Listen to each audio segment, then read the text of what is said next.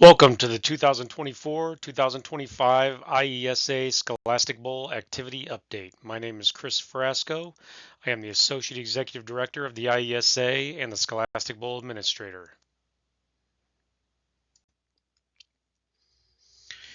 Here are some important dates to remember for the Scholastic Bowl season. Matches may begin on January 27th. The initial season schedule deadline is February the 26th.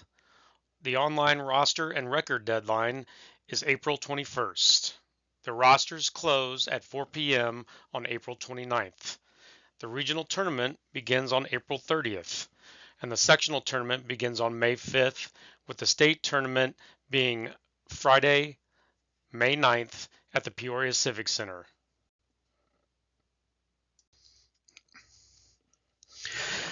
There are quite a few changes for the 24-25 IESA Scholastic Bowl season. New this year, the IESA Scholastic Bowl Advisory Committee will recognize two coaches, one from Class A and one from Class AA, as well as an individual who actively promotes the activity of Scholastic Bowl outside of coaching, i.e. moderator or mentor. There will be more information shared with you later this spring, and coaches will be recognized at the Celebration of Excellence in April. There's a new bylaw, 2.126. Coaches will be allowed to moderate regular season matches. It is recommended that schools contact their opponent ahead of their match, informing them that they will moderate their match. Coaches do have the option at halftime to switch roles and moderate the second half of the match. There's a new rule in the rulebook, 1.1 Article 2.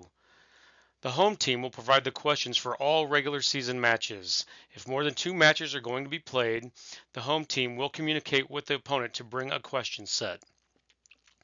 Another new rule, Rule 534A, during the regular season, before a match begins, coaches can agree to use one sudden death toss-up question or use the current 3 questions provided in the question packet. New Rule 5.2.1e, the wrong team buzzes in during the opposing team's conferring time, they will be given a warning by the moderator. If they buzz in again during the conferring time, they will lose the opportunity to rebound any remaining parts of the question. The next new rule is a change to Rule 1.6.4 regarding pool play tiebreakers. If more than 2 teams have equal records in any pool or tournament other than that which is described in Article 2, then the team with the highest total number of points in all matches combined throughout the competition shall finish as the pool winner. If 2 teams have the same number of points combined, the winner of the match between the 2 teams will break the tie. This will save a lot of time at regionals and sectional tournaments and the state competition. The next new rule is 3.2.2 D2 and 5.1F. Recognize the player by name or in some fashion whose lockout light is lit. D2. If a player on either team answers before being recognized by the moderator, that team that blurted the answer is given 5 points for a correct answer and the bonus question. If the answer is incorrect, the toss-up question would be then rebounded to the opponent.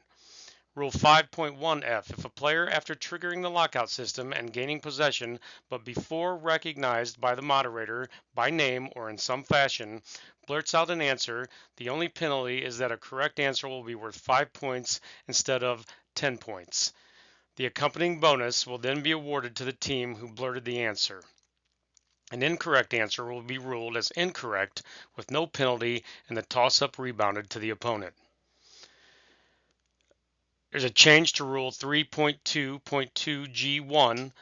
While answers should be assumed to be correct, it doesn't make sense to go with a written answer that is clearly wrong. If both teams' coaches agree that the answer is wrong, that answer may be overturned. If both coaches don't agree the answer is wrong, then the written answer must be the required answer. And a change to Rule 5.4.7, leading articles are not required, but if they are given, then the article must be correct. The following is a reminder about the communication rule and what is legal and illegal. This information may be found in the IESA Scholastic Bowl Rulebook and should be reviewed with your team personnel. Rule 711. Communication is defined as any form of written, verbal, or physical exchange between players and between players and non-players to gain an advantage. Rule 712. Communication includes, but is not limited to, talking, whispering or mouthing, pointing, gesturing, signaling, passing of papers, deliberate physical contact with the intent to gain another player's attention, looking at another player's written materials for answers, using your communication devices, examples, cell phones. The following are examples of legal communication. Rule 713. Players introducing themselves or their coach, answering toss-up or bonus question to individuals only. While consulting on a bonus question, any member of the team awarded the bonus question may ask for it to be repeated within the 30-second time limit. While asking for the lockout system to be reset and on the systems where a visible clock is in use, that the timer be engaged. Examples of illegal communication, Rule 714. If a player or players on either team communicates with the others, immediately forfeits the right to answer that question. If a player on either team talks to question a match procedure or particular answer, that team will forfeit the opportunity to answer the next toss-up question. If a coach on either team talks to question match procedures or a particular answer without following protocol, then that team will forfeit its opportunity to answer the next toss-up question.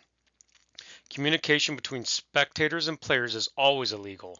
Any disruption caused by a team member's communication device will cause that team to forfeit the right to answer the question at the time of disruption and the next question.